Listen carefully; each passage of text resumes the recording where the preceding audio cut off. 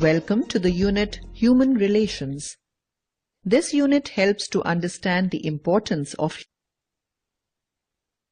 the journey.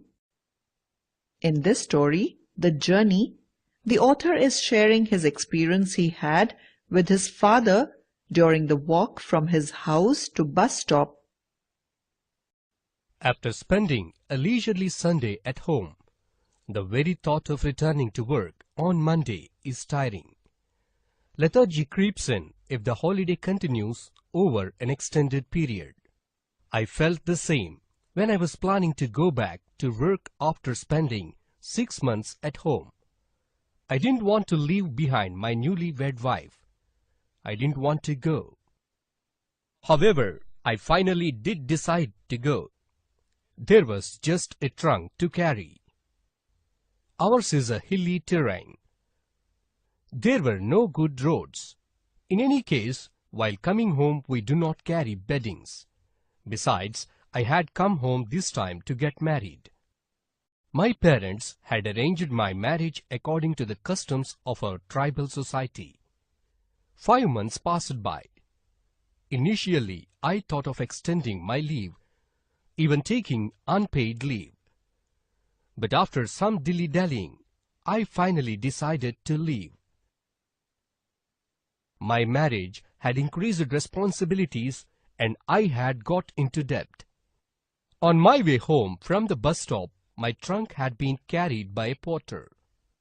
But I could not find anyone to help me carry the trunk to the bus stop.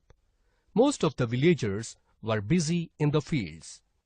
In fact, carrying the trunk should not have been such a worry for me, except that my education had made me shun physical labor. After all, I was a government officer, and the idea of people seeing me carry my own luggage was not at all amusing. Otherwise, for a young man like me, it should not have been an issue to carry a 20-kilo chest on my back. Finally, my father came forward to carry the trunk and said, "Don't worry. I myself will see you off at Dirang." I was not ready to let my father carry my trunk. What would people think? What would they say?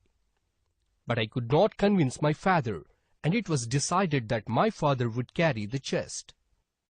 The day I was to leave, people had come to wish me good luck. It was already 10:20 a.m., and my father had already left with luggage. I walked fast towards Dirang and caught up my father after 3-kilometer walk. I was tired as I was walked fast, and a white-collar job that I had. Still, I had a feeling that the world would laugh at me if I carried the luggage. My father provided me for my education and is proud of my development. They had earned great respect in the village because of me. I am sure my father would hurt if I had carried the luggage on my shoulder. Hence, I decided to let him carry the luggage. In spite of my youth and strength, I was physically useless. During the walk, we rested at 2 places and had our tiffins, but did not utter a word. We reached Dirang and found that the bus from Tawang had not reached yet. Meanwhile, we had tea at a shop. I observed father was tired, but I could not say anything. Before I took my first sip, father asked me, "Do you have a pair of old shoes?" When I asked for the reason, he said the road was uneven and full of pebbles and hurts while walking. When I looked at my father's barefoot, I realized what pain he was undergoing. He never wore any shoes. Hence his feet had developed cracks and resembled those of an elephant. I was about to give him ₹12 from ₹40 that I had in my wallet.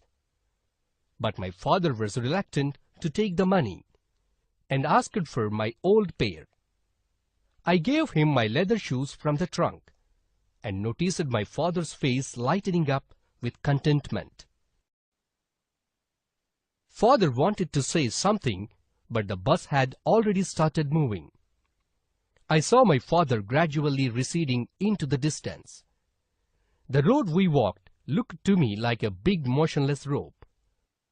Simultaneously, our journey started in two opposite directions, with me seated in the luxurious seat of the bus, and my father walking back with weary legs on the pebble-strewn road.